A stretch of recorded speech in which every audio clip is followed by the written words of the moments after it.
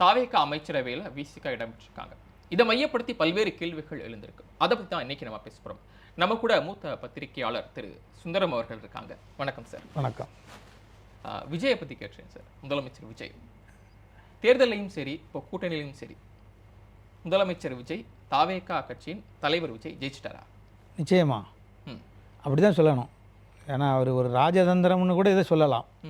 ஆமாம், அதாவது குறைஞ்ச இடத்துல ஜெயிச்சிருந்தாலும் கூட இன்றைக்கி மெஜாரிட்டியாக ஒரு ஆட்சியை அமைக்கக்கூடிய அளவுக்கு அவங்க அந்த காய்களை நகர்த்தி அதில் வெற்றியும் பெற்றிருக்காங்க.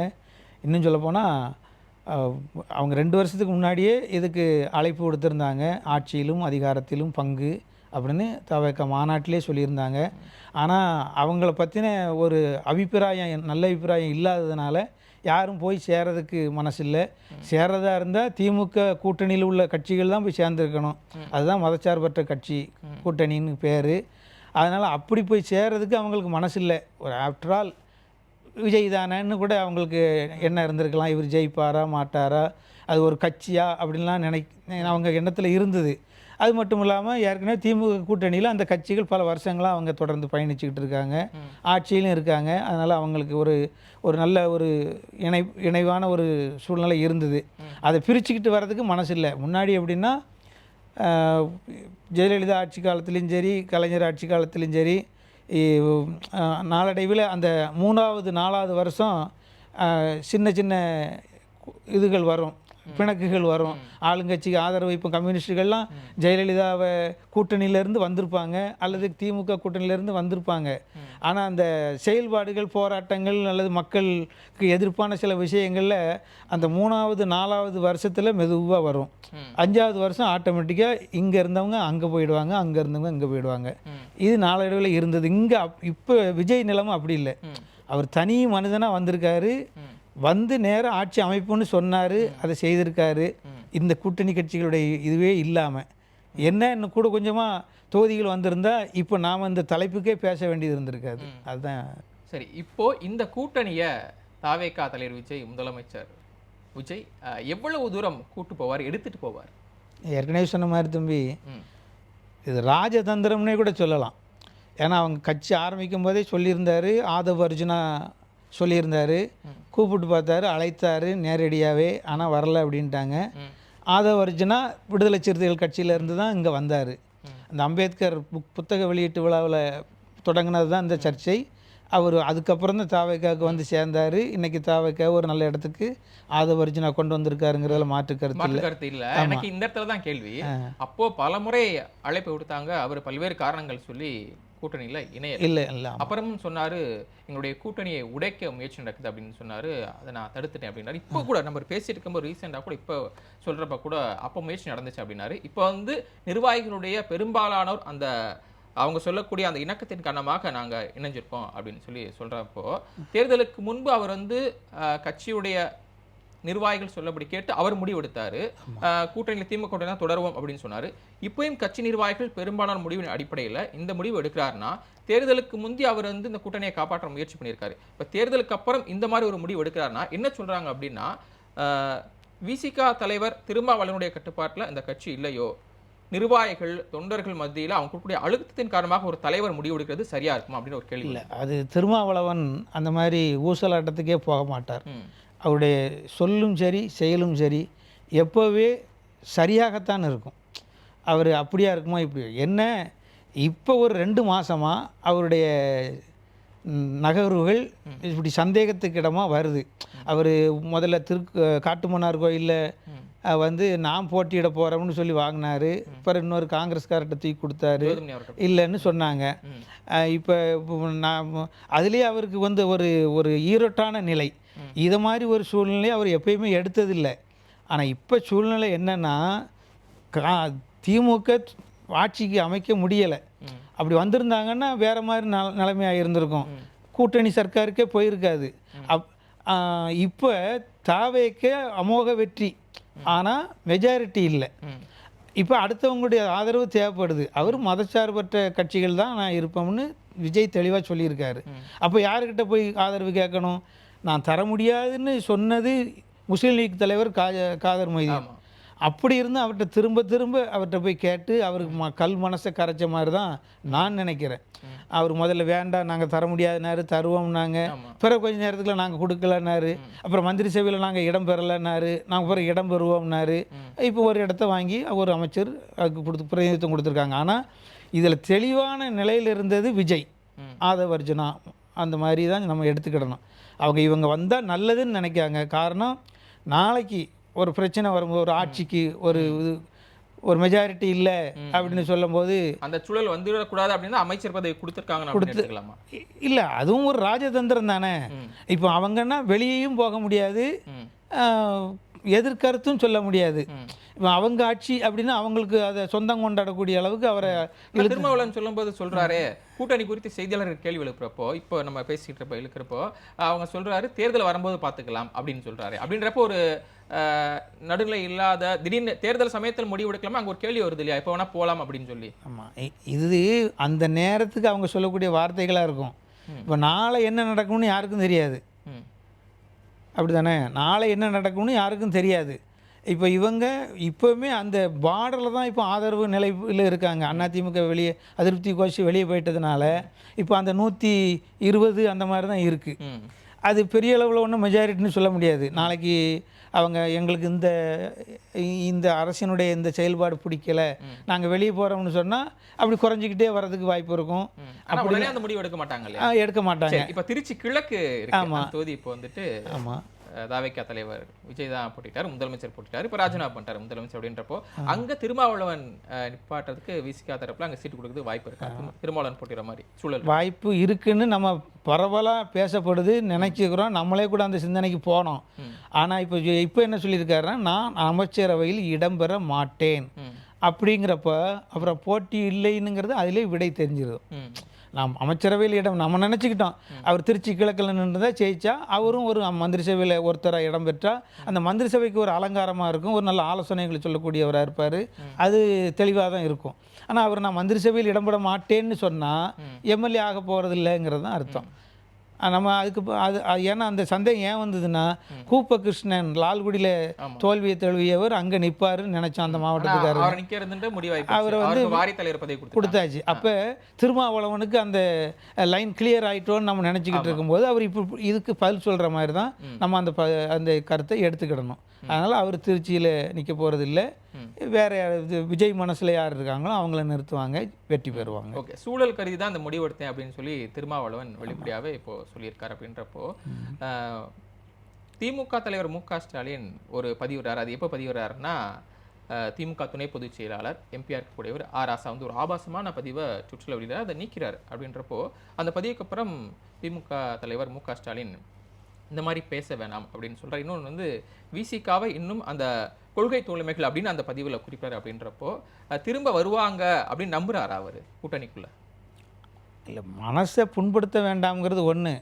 ஆனால் அதை அந்த கவிதை எழுதுறதுக்கு முன்னாடியே அவங்க யோசிச்சிருக்கணும். ஸ்டாலின் நாலெட்ஜுக்கு போகாமல் அதை அவர் பதிவிட்டிருந்தால் அது தவறு. கவிதை நடையே தப்பு முதல்ல. அதை என்ன, அதை கல்யாணம் பண்ணுறது ஒருத்தரோட அது மாதிரி உறவு இன்னொருத்தரோடன்னு சொல்கிறதுலாம் அளவுக்கு அதிகமான அந்த வார்த்தைகளை பயன்படுத்தியிருக்கக்கூடாது. திமுகவில் ஒரு மூத்த நிர்வாகியாக இருந்துக்கிட்டு அப்படி செய்திருக்கக்கூடாது. அதில் ராசாவுடைய பதிவு மிகவும் கண்டிக்கத்தக்கது. ஆனால் அதை நீக்கிட்டோங்காங்க. ஆனால் இப்போ உங்களை திட்டிட்டு நான் அதை வாபஸ் வாங்கிக்கிறோம்னா சொன்னது தானே, புண்படுறது மனசு புண்பட்டு தானே செய்யும். வார்த்தையை வேணா நீக்கிடலாம், வலியை நீக்க முடியுமா? வடுதான். இப்போ அது வெளியே இடங்கள்ல இருக்க தான் செய்யும். இன்னைக்கு இப்போ நெட்டில் எடுத்தால் வரதான் போகுது. அது அந்த வார்த்தைகளை எதுக்கு அது அந்த தீவிர விளைவு ஏற்படுத்தும் இல்லை, அது பிரிவுக்கு கூடுதல் பலத்தை ஏற்படுத்தும். இனிமேல் ஒரு சின்ன இப்போ நீங்கள் சொன்னீங்கல்ல, ஒருவேளை சேர்வாங்களா பிற்காலத்தில்னா அதுக்கும் வழி இல்லாத அளவுக்கு அந்த ராசாவுடைய அந்த கருத்து பதிவு அதுக்கு இடம் வகுக்கும், வழிவகுக்கும். திமுக கூட்டணியில் ஒரு அதிகப்படியான பலம் வாய்ந்த ஒரு கட்சிகள் ஒன்று விசிகா. அப்படின்றப்போ திமுக கூட்டணி விசிகா வெளியே வந்துட்டாங்க, இப்போ சேரக்கூடாத ஒரு சூழல் ஏற்படுத்தப்படுதுன்னா திமுக பலவீனம் அடையுதா, பலவீனப்படுத்தப்படுதா? பலவீனம் அடைகிறது தானே சரியாக இருக்கும். முதல்ல நடந்தது என்ன, மக்களால் அவங்க புறக்கணிக்கப்பட்டார்கள், வெற்றி வாய்ப்பை இழந்தார்கள்னு கொஞ்சம் ஜென்ரலாக சொன்னாலும் கூட அவங்க வெற்றி வாய்ப்பு ஏன் அவரே தோல்வியை தழுவினார். அது நாம் இதுவரைக்கும் நம்ம அதை ஜீரணிக்க முடியாத ஒரு தேர்தல் முடிவு, சென்னை குளத்தூர் தொகுதியினுடைய முடிவு. அது ஒட்டுமொத்தமாக அது. ஆனால் எல்லாரும் அந்த தொகுதியிலேயே வாக்களிச்சுட்டு வந்தவங்களில் 100 பேரில் 70 பேர் நாங்கள் தாவேக்காவுக்கு போட்டோம்னு சொல்லுவாங்க. ஓட்டு எண்ணி அறிவிக்கும் போது ஸ்டாலின் தோற்று அப்படியான்னு அவங்களே அதிர்ச்சி ஆகுறாங்க. இது என்ன கருத்துன்னு தெரியலை. போட்டது அவங்க தான், அதிர்ச்சி ஆகிறது அவங்க தான். இது எப்படி ஏற்றுக்க முடியும்? அவங்களுக்கே தெரிஞ்சிருக்கும். அந்த தாவேக்க அந்த பட்டனே தேஞ்சிட்டுதுங்க அங்கே குளத்தூரில். அவ்வளவு வேறு ஆர்வமாக வந்து ஸ்டாலினுக்கு எதிர்ப்பாக அல்லது விஜய்க்கு ஆதரவாக போட்டிருக்காங்க ஓட்டுகளை. இல்லை, சில நாட்கள் முன்னாடி விசிகா சிந்தனை செல்வன் சொல்லியிருந்தாரு இவிஎம் மிஷினில் பிரச்சனை அப்படின்ற மாதிரி சொல்லியிருந்தாரு. அந்த ஒரு அறிக்கை வெளியிட்டிருந்தாரு. நீங்கள் பொதுவாக திருமாவளவன் வந்து நீங்கள் கார்னர் பண்ணுறீங்க, அவரும் அதை தான் நீ வருத்தப்படுதார். திருமாவளவனை யாரும் நம்ம கார்னர் பண்ண முடியாது. அவர் தெளிவானவர். அரசியல் தளத்தில் இன்றைக்கு தமிழக அரசியலில் இருக்கிற ஒரு நல்ல தலைவர்களில் அவர் முதல் தலைவர் தான். அதில் எந்த மாற்றமும் கிடையாது. அந்த சூழ்நிலைகள் அவரை தள்ளும் போது அவர் எடுக்க வேண்டிய முடிவுகள், இப்போ கூட்டணியில் நின்று அவங்க கூட்டணியில் ஜெயித்தவங்க எதிர்க்காரங்க இன்னும் எதிர் வீட்டுக்காரங்க கேட்ட மாதிரி நீங்கள் எங்களை ஆதரிங்க அப்படின்னு சொல்லும்போது எப்படி முடிவு எடுக்க முடியும்? முடிவும் எடுக்கணும், அங்கேயும் பாதிக்கக்கூடாது, இங்கேயும் வரணும். இப்போ அவருடைய மனநிலையை நீங்கள் கொஞ்சம் யோசனை பண்ணி பாருங்கள் எப்படி இருக்கும். அதாவது அவர் சிந்தனை செல்வன் வந்து அந்த அறிக்கையில குறிப்பிட்டிருந்தாரு, முதலமைச்சர் ஆகக்கூடிய ஒரு சூழல் வந்துட்டு இப்ப திருமாவளவன் மையமா வச்சுதான் இருக்கு, அதை கொண்டு வரணும் அப்படின்ற மாதிரி சொன்னாரு. அப்ப உடன்பட்டுக்கலாமே, அவ்வளவு பெரிய பதவி. இப்போ அமைச்சரவை தானே, அதுவும் தன் கூட இருக்கக்கூடிய வன்னியரசுக்கு அவருக்கு தானே வந்திருக்கு. அவர் உடன்படுறாருன்னா என்ன என்ன அதிகப்படியான அழுத்தமா? அவருடைய இயல்பு என்னங்கிறது திருமாவுக்கு தெரியும். ஒரு 8 தொகுதியில் நின்னாங்கன்னு நினைக்கிறேன். நின்றுட்டு 2 தொகுதியில் தான் ஜெயிக்கிறாங்க. முதலமைச்சராக வர்றதுக்கு நான் ரெடின்னு அவரும் நினைக்க மாட்டார் ஒருபோதும். அப்படி போனால் அது வந்து அதை மாதிரி ஒரு மடத்தனமான முடிவு வேறு எதுவும் இருக்காது. அதுக்கு மற்ற கட்சிகளும் உடன்பட மாட்டாங்க. தமிழகமே அந்த சூழல் இல்லைன்னா இல்லை. ஆமாம், அது இருக்காது. அதுதான் நம்மளுடைய பட்டறிவு. அதுலேயும் திருமா மாதிரி ஆட்கள்கிட்ட நம்ம கற்றுக்கிட்டதே அதுதான், அல்லது அவரை பற்றி தெரிஞ்சுக்கிட்டதே அதுதான்.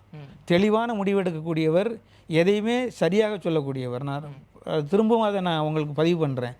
ஆனால் இந்த விஷயத்தில் திமுக கூட்டணியில் நின்று ஜெயித்த பிறகு அதுக்கு நேர் எதிராக உள்ள ஒரு அரசாங்கத்துக்கு ஆதரிக்கிறதுங்கிறது எந்த வகை மனநிலையை ஏற்படுத்தும், மக்கள்கிட்ட எந்த மாதிரியான ஒரு எதிர் விளைவுகளை ஏற்படுத்துன்னு அவர் நினைக்கிறது நியாயம்தானே. வரக்கூடிய சரி, இப்போ ஒரு 10 ஆண்டு கால அரசியல் பயணத்தில் பார்த்தோம்னா இப்போ இவர் எடுத்த முடிவு, திருமாவளவன் அவர் எடுத்த முடிவு சரியாக இருக்குமா? நிச்சயமாக சரியாகத்தானே இருக்கும்.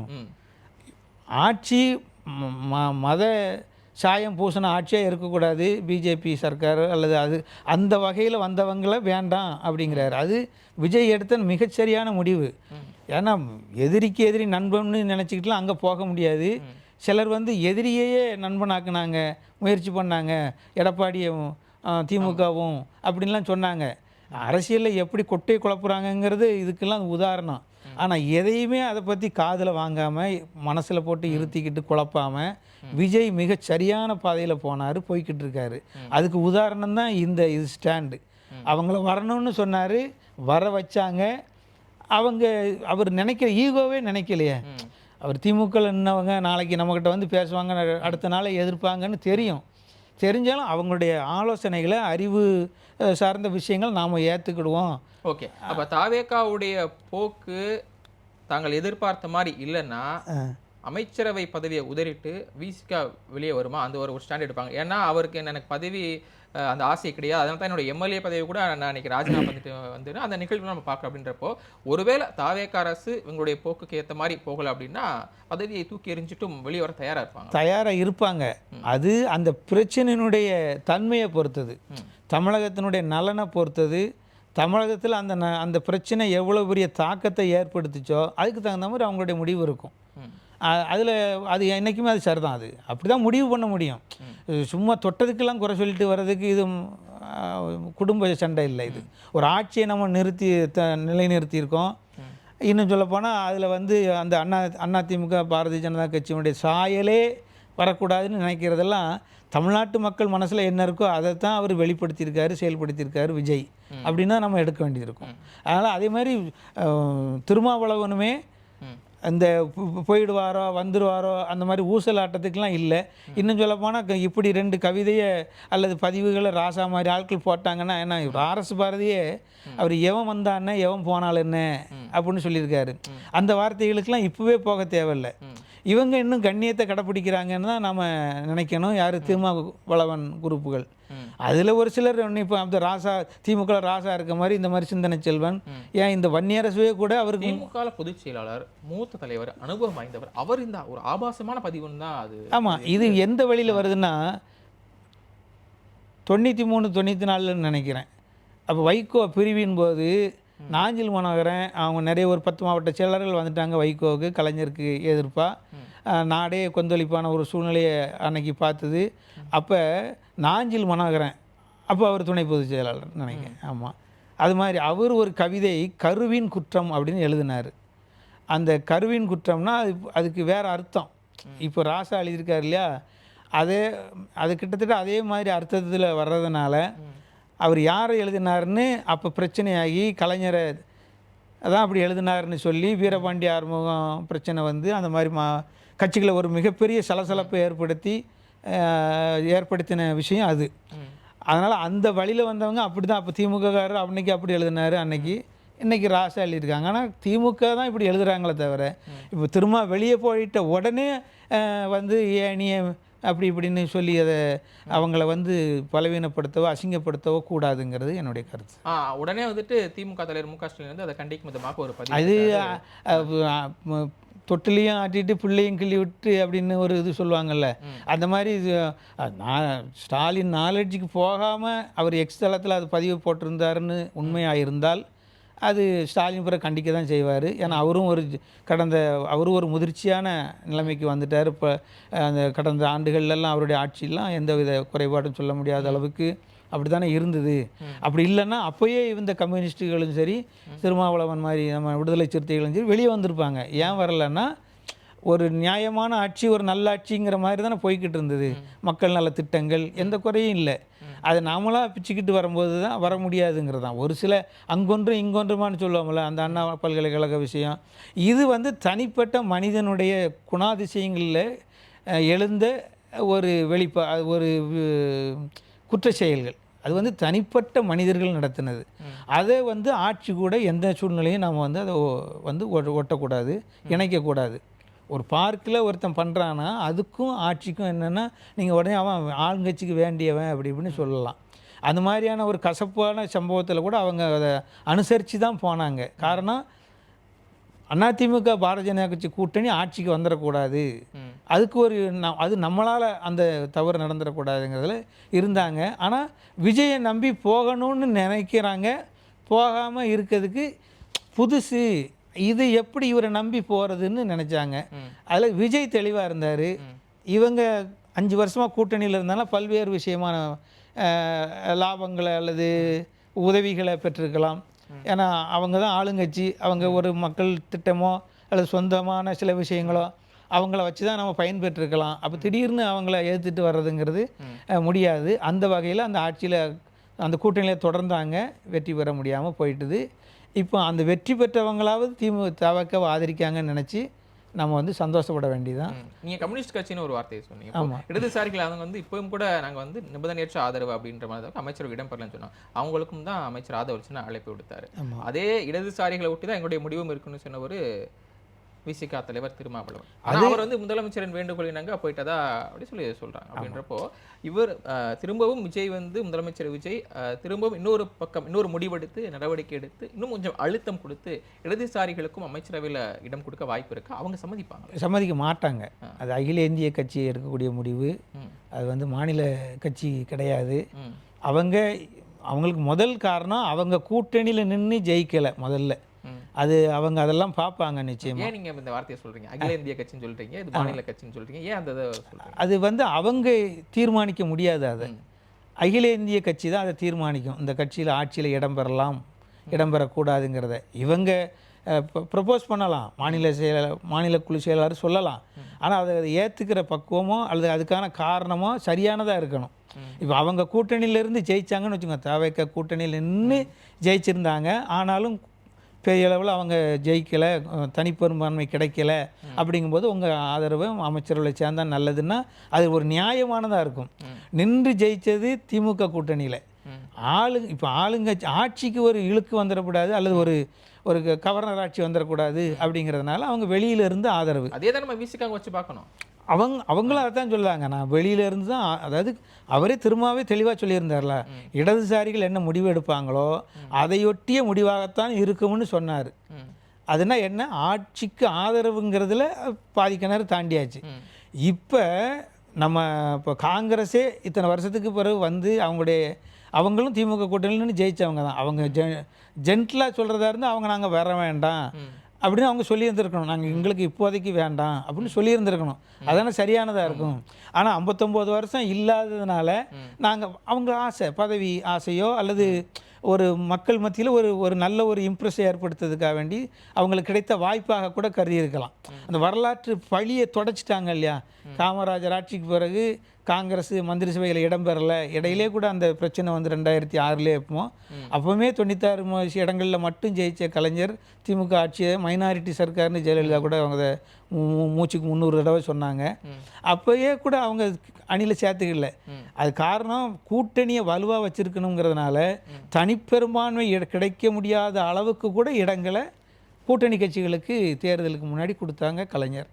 அதனால தான் அவங்க 96 இடத்துல ஜெயிக்க முடிஞ்சது. அவங்க 150 இடத்துல நின்றுருந்தா அவங்க ஜெயிச்சிருக்கலாம், வாய்ப்பு இருக்கும். ஆனால் கூட்டணி கட்சிகளை திருப்திப்படுத்தணுங்கிற நோக்கத்தில் தான் அவங்க கூட அந்த இடங்களை கூட குறைச்சிட்டு இவங்க கொஞ்சம் நின்று பார்த்தாங்க. அதில் அவங்க வெளியிருந்து ஆதரித்தாங்க. அந்த மாதிரி ஆட்சியை நடத்தினதும் உண்டு இல்லவா. அதனால் கம்யூனிஸ்டுகள் வெளியிருந்து ஆதரவு பண்ணுறதுல தப்பு கிடையாது, இவங்க விருப்பப்படலாம். அதனால் அது ஒரு குறையாவோ அதை நம்ம பார்க்க வேண்டியதில்லை.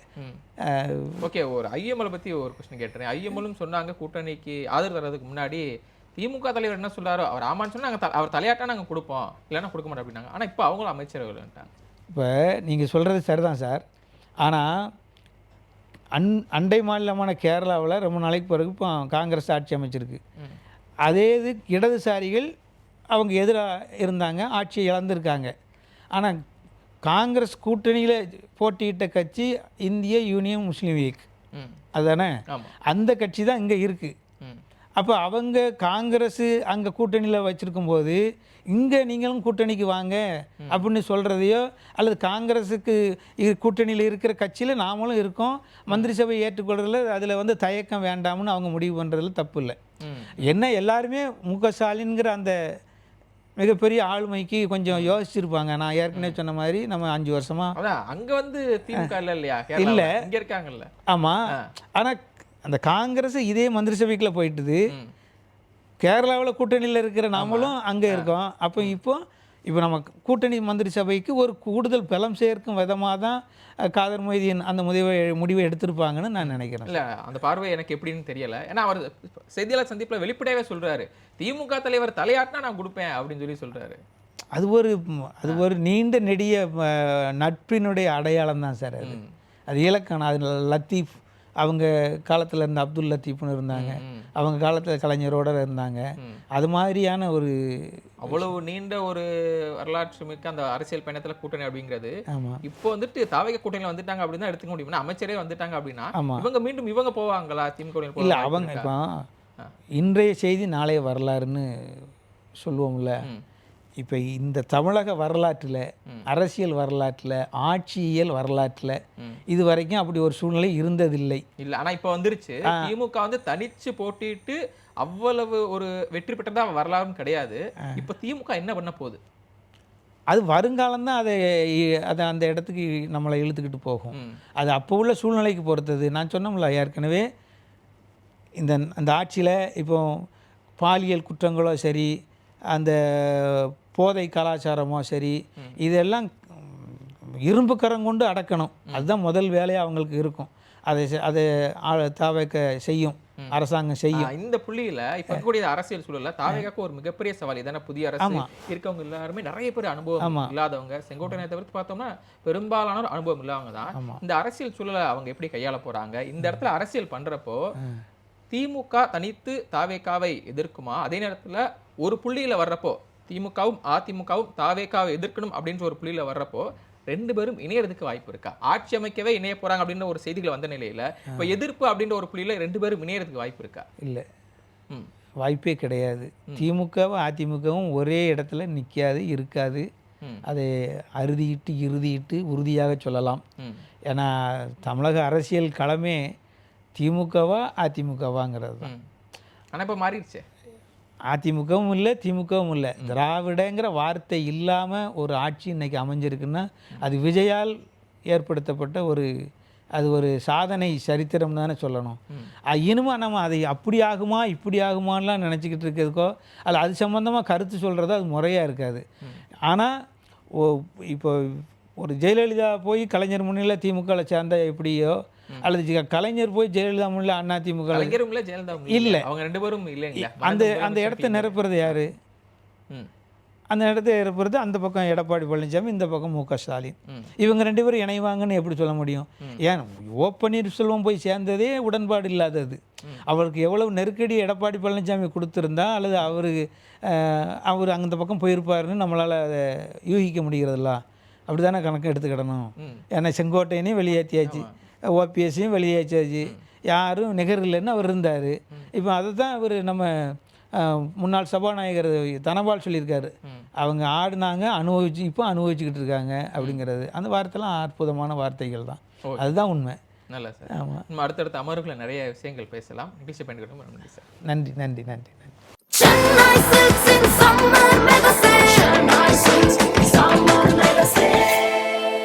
The Chennai Silks in Mega Summer Sale.